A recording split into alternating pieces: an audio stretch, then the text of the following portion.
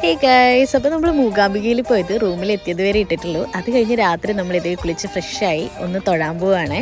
ഇപ്പോൾ അങ്ങനെ സീസൺ അല്ലാത്തതുകൊണ്ട് ആൾക്കാർ ഭയങ്കര കുറവായിരുന്നു. അതുകൊണ്ട് നല്ല രീതിയിൽ തൊഴാൻ പറ്റി. എനിക്ക് ഇവിടുത്തെ ഓർമ്മ ഞാനൊരു 6-7 വയസ്സുള്ളപ്പോഴാണ് ലാസ്റ്റ് വന്നത്. അപ്പോൾ ഒരു ആനയൊക്കെ ഉണ്ടായിരുന്നു. ഇപ്പം അതൊന്നും കണ്ടില്ല. നമ്മളൊരു 8 മണിയൊക്കെ ആകുമ്പോഴാണ് റൂമിൽ നിന്ന് ഇറങ്ങിയത്. അത്യാവശ്യം ആൾക്കാരുണ്ടായിരുന്നു, എന്നാലും അത്ര ക്രൗഡ് ഉണ്ടായില്ല. 9 മണിയാകുമ്പോൾ നടയടക്കുമായിരുന്നു. അതുകൊണ്ട് നമ്മൾ വേഗം പ്രാർത്ഥിച്ചിട്ട് ഇറങ്ങിയേ. ഈ അമ്പലം, കാവ്, ഇവിടെയൊക്കെ പോകാൻ എനിക്ക് ഭയങ്കര ഇഷ്ടമാണ്. ഒറ്റക്കായാലും ഞാൻ ഈ അമ്പലത്തിലൊക്കെ പോയിരിക്കും. എന്താണെന്നറിയില്ല, ഭയങ്കര ഒരു സമാധാനം കിട്ടും. അങ്ങനെ നമ്മൾ പ്രാർത്ഥിച്ചു കഴിഞ്ഞതിന് ശേഷം നേരെ പ്രസാദ സദ്യ കഴിക്കാൻ പോയേ. ചോറും സാമ്പാറും മോരും ഒക്കെയാണ് ഉണ്ടായത്.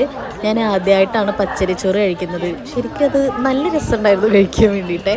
അധികം ചവക്കേണ്ട ആവശ്യമൊന്നുമില്ല അല്ലേ, പക്ഷേ നല്ല രസമുണ്ടായിരുന്നു.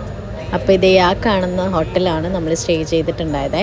പിന്നെ നമ്മൾ അടുത്തുണ്ടായ ചന്തയൊക്കെ കാണാൻ പോയി.